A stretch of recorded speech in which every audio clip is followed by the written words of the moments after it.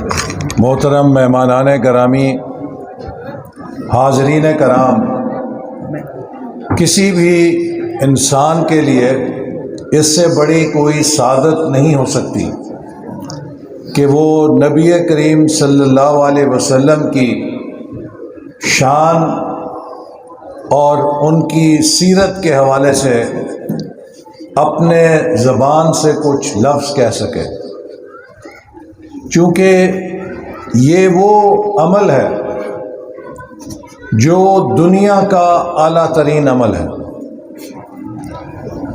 اللہ تعالیٰ اس کائنات کے خالق ہیں اور اس کائنات کی وسعتوں کا جو اللہ تعالیٰ کی تخلیق ہے انسان کا ذہن گمان نہیں کر سکتا۔ یہ کائنات ہر لمحے بڑھ رہی ہے، پھیل رہی ہے، اور اس کی وسعت کروڑوں اربوں سالوں کی روشنی کی رفتار سے مسافت کے بعد بھی حد متعین نہیں ہو سکتی۔ تو جو رب اتنی بڑی کائنات کا رب ہو کہ جس کی وسعت کروڑوں اربوں روشنی کی رفتار سے جو کی رفتار ہے اس کے سالوں پہ بھی محیط نہ ہو سکے، اس کے سامنے انسان کی کیا حیثیت ہے اس کائنات کے سامنے؟ تو اتنی بڑی کائنات کے رب اور انسان جو اس رب کی تخلیق ہے، ایک اس کائنات میں سوئی کی نوک جیسی حیثیت بھی نہیں رکھتا۔ تو آپ مجھے بتائیں کہ کیا اس رب اور اس تخلیق میں کوئی مماثلت کسی طرح ہو سکتی ہے؟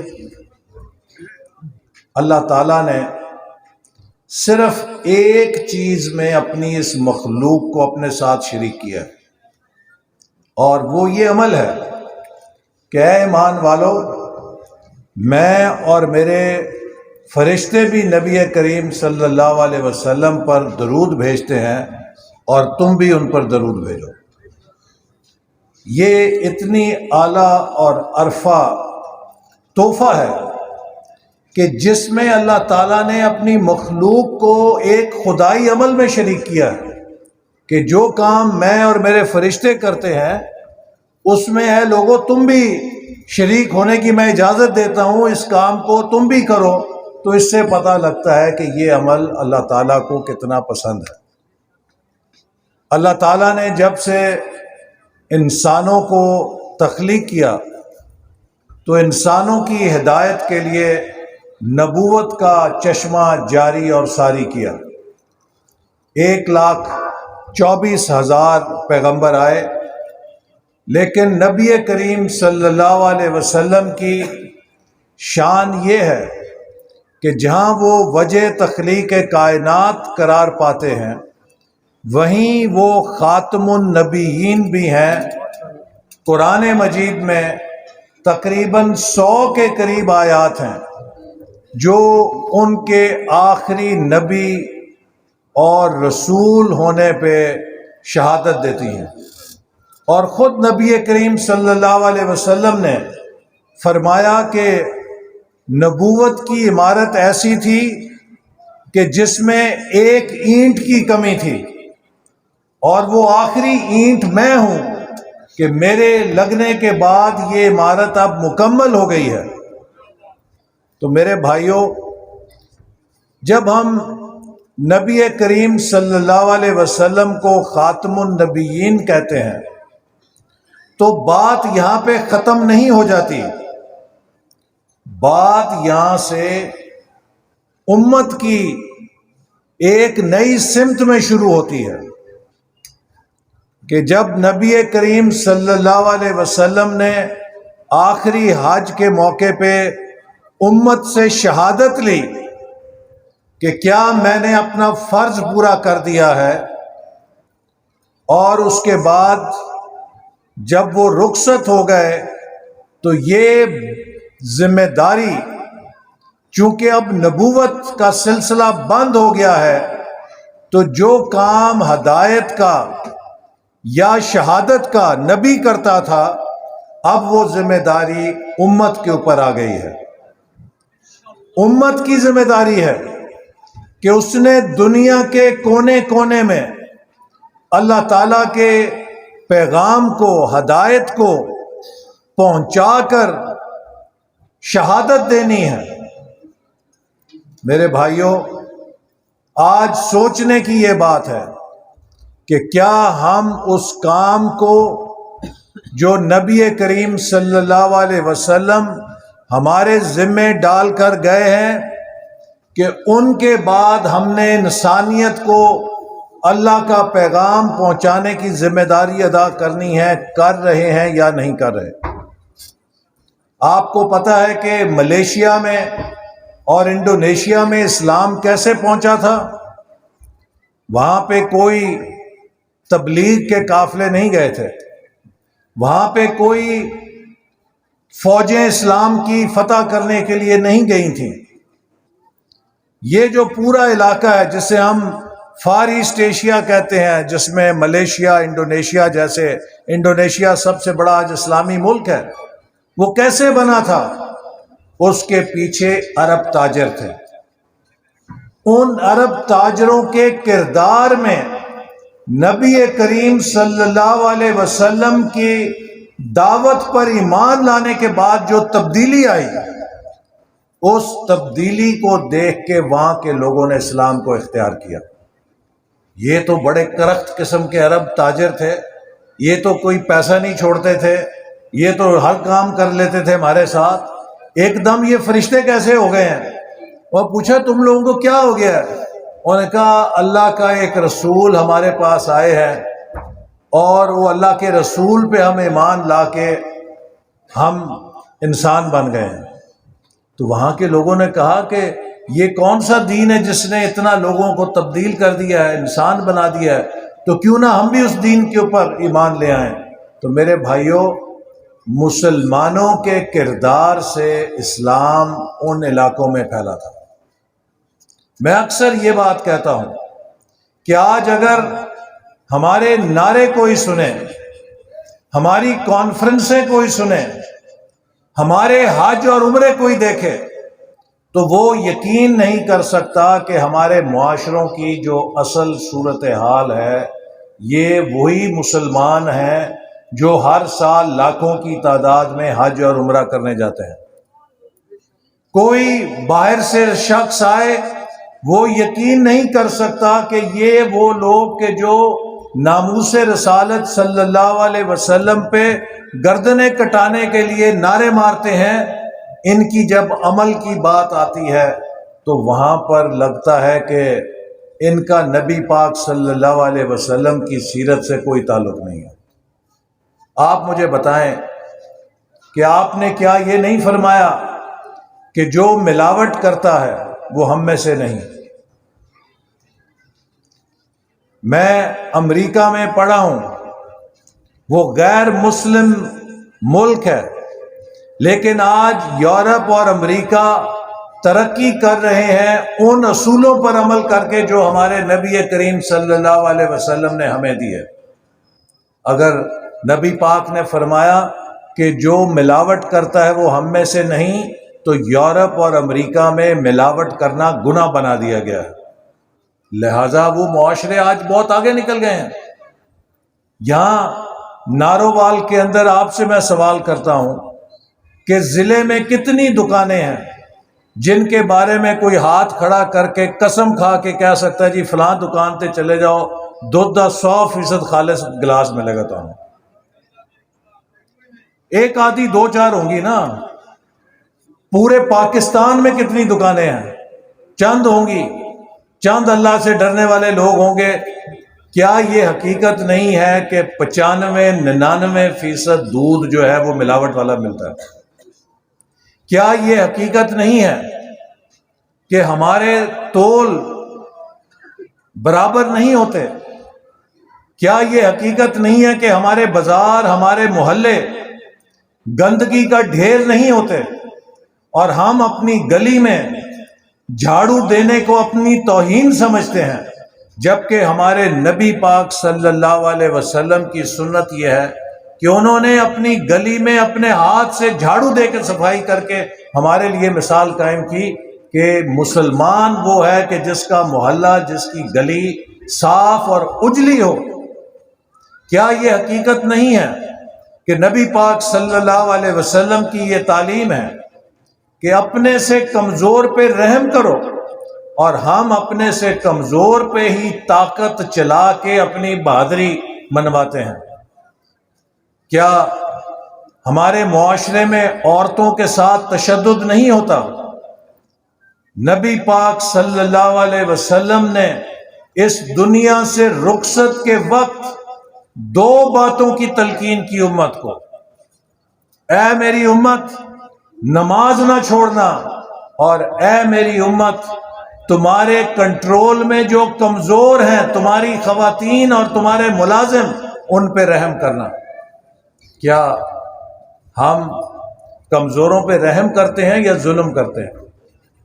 اذان ہو جاتی ہے اور ہم مزے سے بیٹھے رہتے ہیں، کیا ہمارے دل میں یہ آواز نہیں اٹھتی کہ اگر ہمارے باپ مرتے وقت یا ماں مرتے وقت کوئی وصیت کر جائے تو کوئی ایسا اولاد نہیں ہے جو اپنے ماں باپ کی وصیت پوری کرنے کے لیے بڑی سے بڑی قربانی بھی دے دیتی ہے؟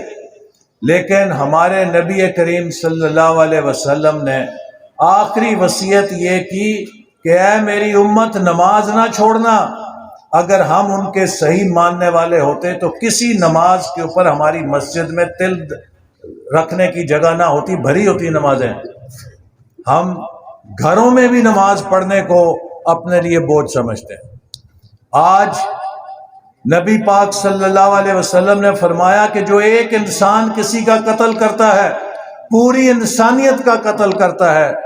میں پچھلے 25-30 سال سے دیکھ رہا ہوں، 5 روپے کی سگریٹ کی ڈبی کے اوپر ہم انسان قتل کر دیتے ہیں، یہ نہیں سمجھتے کہ اس انسان کو قتل کرنے کی کیا سزا ملے گی۔ تو میرے بھائیوں، آج مسلمانوں کے پیچھے رہ جانے کی وجہ کیا ہے؟ کہ ہم نبی پاک صلی اللہ علیہ وسلم سے محبت کا دم بھرتے ہیں، لیکن آپ کی تعلیمات پہ، آپ کے حکم پہ عمل نہیں کرتے۔ ہماری مثال اس بچے جیسی ہے کہ جس بچے کو اس کا باپ کہے کہ بیٹے جاؤ پانی کا گلاس لا کے دو، بیٹا ہاتھ باندھ کے کھڑا رہے، کہے ابا جی مینوں پیارے بڑے چنگے لگتے ہو، مینوں تہاڈے نال محبت بڑی ہے۔ باپ پھر کہے بیٹے جاؤ دروازہ کسی نے کھٹکھٹایا، دیکھو کون آیا ہے، بیٹا کہے ابا جی مینوں پیارے بڑے لگتے ہو، مینوں تہاڈے نال محبت بڑی ہے، اتھوں ٹس تو مس نہ ہوئے۔ باپ کہے جا بیٹا ڈنگر صبح دے بھوکے نے جا کے انہاں نوں پٹھے پایا، بیٹا کہے ابا جی مینوں چنگے بڑے لگتے ہو، مینوں تہاڈے نال محبت بڑی ہے۔ باپ کہے بیٹے بجلی کا بل ہے کٹ جائے گی، جاؤ جا کے جمع کراؤ، بیٹا ادھر ہی کھڑا ہے، ابا جی چنگے بڑے لگتے ہو، تہاڈے نال محبت بڑی ہے۔ مجھے بتائیں وہ باپ کیا کرے گا؟ ایک جوتی اتار کے اس کے سر میں نہیں مارے گا کہ وہ نلائق آدمی تو محبت کیڑی کردا ہے میرے نال، جیڑا کام میں تینوں کہندا ہے تو تے کردا نہیں۔ اور باپ کہے کہ تم نے آوارہ لڑکوں کے ساتھ نہیں بیٹھنا، تم نے غلط کام نہیں کرنے، اور وہ بیٹا ہر روز غلط کام کر کے آیا اور باپ کے آگے ابا جی مینوں تہاڈے نال محبت بڑی ہے، تو کتنی دیر برداشت کرے گا؟ لیکن آپ دیکھیے ہمارے نبی کریم صلی اللہ علیہ وسلم کو دیکھیں کہ ان کی امت سے کیسی محبت تھی، کہ وہ اس امت کے گناہ گاروں سے بھی کتنی محبت کرتے تھے، کہ حضرت جبریل علیہ السلام آتے ہیں اور افسردہ ہیں، غمزدہ ہیں۔ آپ پوچھتے ہیں جبریل کیا بات ہے؟ تو فرماتے ہیں کہ آج اللہ نے مجھے جہنم کا دیدار یا اس کا مشاہدہ کرایا ہے۔ تو پوچھتے ہیں کیا دیکھا؟ کہ جہنم میں 7 درجے ہیں، سب سے نیچے منافق ہیں، اس سے اوپر مشرک ہیں، اس کے اوپر جو ہیں وہ چاند ستاروں کی پرستش کرنے والے ہیں، اس سے اوپر آگ کی پرستش کرنے والے ہیں، اس سے اوپر یہودی ہیں، اس سے اوپر عیسائی امت کے ہیں، اور پھر آخری درجے پہ آ کے حضرت جبریل خاموش ہو جاتے ہیں۔ نبی پاک صلی اللہ علیہ وسلم فرماتے ہیں جبریل کیا بات ہے، خاموش ہو گئے؟ اور کہا یا رسول اللہ آخری درجے میں آپ کی امت کے گناہ گار ہیں۔ نبی پاک صلی اللہ علیہ وسلم اتنے غمزدہ ہوتے ہیں کہ 3 دن کے لیے اپنے آپ کو حجرے میں بند کر لیتے ہیں، اللہ کے آگے گریہ زاری کرتے ہیں، صحابہ سے ملاقات بند، گھر والوں سے ملاقات بند، نماز پڑھی، حجرے میں آ کے پھر سجدے میں۔ صحابہ کرام پریشان ہو گئے کہ یہ کیا ہو گیا۔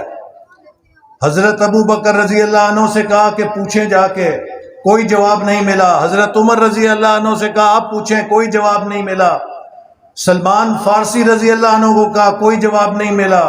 وہ حضرت علی رضی اللہ عنہ کے پاس آئے، آپ جائیں۔ انہوں نے کہا جی اتنے بڑے بڑے ہو آئے، کوئی جواب نہیں ملا، تو کیوں نہ کسی ایسی ہستی کو بھیجیں جن کو انکار نہ ہو۔ تو بی بی فاطمہ کو بھیجتے ہیں کہ ابا جی سے پوچھیں کیا بات ہے۔ تو بی بی فاطمہ جاتی ہیں، دروازہ کھٹکھٹاتی ہیں، جواب آتا ہے، اندر آنے کی اجازت ملتی ہے، اور دیکھتی ہیں کہ نبی پاک صلی اللہ علیہ وسلم سجدے میں آوزاری میں ہیں، اور کہتے ہیں کہ فاطمہ مجھے جبریل نے بتایا، حضرت جبریل نے، کہ جہنم کے آخری درجے میں میری امت کے لوگ بھی ہوں گے، میں ان کے لیے اللہ سے آہوزاری کر رہا ہوں، گریہ زاری کر رہا ہوں۔ تو وہاں پہ اللہ تعالیٰ کی وحی آتی ہے کہ اے میرے نبی غم زدہ نہ ہو، روز قیامت ہم آپ کو راضی کر دیں گے۔ تو نبی پاک حضرت فاطمہ رضی اللہ عنہ کو کہتے ہیں کہ مجھے اللہ تعالیٰ نے یہ بشارت تو دے دی ہے کہ اے نبی غم نہ کرو، میں آپ کو راضی کر دوں گا۔ تو اے فاطمہ میں نے بھی اس وقت تک راضی نہیں ہونا جب تک اپنا آخری امتی نہ بخشوا دوں۔ جو ہستی امت کے ساتھ اتنی محبت کرتی ہو، کیا امت کا یہ فرض نہیں ہے کہ ہم یہ دیکھیں کہ ہم آپ کے ساتھ کیا زبانی محبت کرتے ہیں یا عمل کی محبت بھی کرتے ہیں؟ آپ آج دیکھیے علم کے میدان میں مسلمان سب قوموں سے پیچھے ہیں، جبکہ نبی پاک صلی اللہ علیہ وسلم کو اللہ نے جو معجزہ دیا وہ علم کا معجزہ دیا، قرآن مجید تھا۔ ساری عمر گزر جاتی ہے، ہم قرآن مجید کا ترجمے سے مطالعہ نہیں کر کے یہ سمجھتے کہ اس کے اندر اللہ نے لکھا کیا ہے۔ میرے بھائیوں، اب وقت آ گیا ہے کہ زبانی نعروں کی، تقریروں کی محبت سے بڑھ کر ہم نبی پاک صلی اللہ علیہ وسلم سے عمل کی محبت کریں۔ کیوں؟ محبت کے 2 درجے ہیں، محبت 2 درجوں کے بغیر مکمل نہیں ہوتی۔ ایک محبت کا اقرار، اور پھر جس محبت میں اقرار کے ساتھ اطاعت نہ ہو تو وہ محبت کھوکھلی ہوتی ہے۔ تو اس لیے ہماری جو محبت ہے اس میں ہمیں اطاعت کو داخل کرنا ہے۔ ہر زندگی کے کام میں یہ دیکھیں کہ وہ کون سا کام ہے جو نبی پاک صلی اللہ علیہ وسلم نے تعلیم فرمائی، اور جس کو ہم کر کے اللہ اور اللہ کے رسول صلی اللہ علیہ وسلم کی تعلیمات میں سرخرو ہو سکیں گے۔ اور اگر ہم ایسا نہیں کر پائیں گے تو پھر ہمیں بے عملی کی سزا دنیا میں بھی اور آخرت میں بھی رسوائی کی صورت میں ملے گی۔ میری اللہ تعالیٰ سے دعا ہے کہ اللہ تعالیٰ ہمیں قرآن مجید کو سمجھنے کی توفیق دے، نماز کی حفاظت کرنے کی توفیق عطا فرمائے، اور اللہ کی مخلوق کے حق ادا کرنے کی توفیق عطا فرمائے، اس کے لیے ہمیں نرم دل کرے۔ اور میں آپ کو یہ بات کہہ کے اجازت لوں گا کہ نارووال میں نے جب حکومت میں صوت القرآن چینل ہم نے شروع کرایا کہ لوگوں کو قرآن کی تعلیم ملے، صبح 5 بجے سے رات 12 بجے تک قرآن مجید کا تلاوت اور ترجمہ نشر ہوتا ہے۔ تو پاکستان کے جو پہلے صوبائی دارالخلافوں میں یہ سروس شروع ہوئی، کراچی، لاہور، پشاور، کوئٹہ، تو 5واں اس میں نارووال تھا، اور اب تو اور بھی بڑے شہروں میں ہو چکی ہے۔ تو آپ لوگ ضرور 93.4 FM کے اوپر یہ چینل ہے، اپنے گھروں میں سفر کے دوران اس کے ذریعے تلاوت سنا کریں اور ترجمہ سنا کریں۔ اگر ہمیں یہ پتہ لگ جائے کہ قرآن مجید میں اللہ نے ہم سے کیا خطاب کیا ہے تو یقین کیجئے کہ انسان کبھی بے عمل ہو کے اپنی زندگی نہیں گزار سکتا۔ وآخر الدعوانا الحمدللہ رب العالمین۔ پیغام چینل دنیا میں چل رہا ہے۔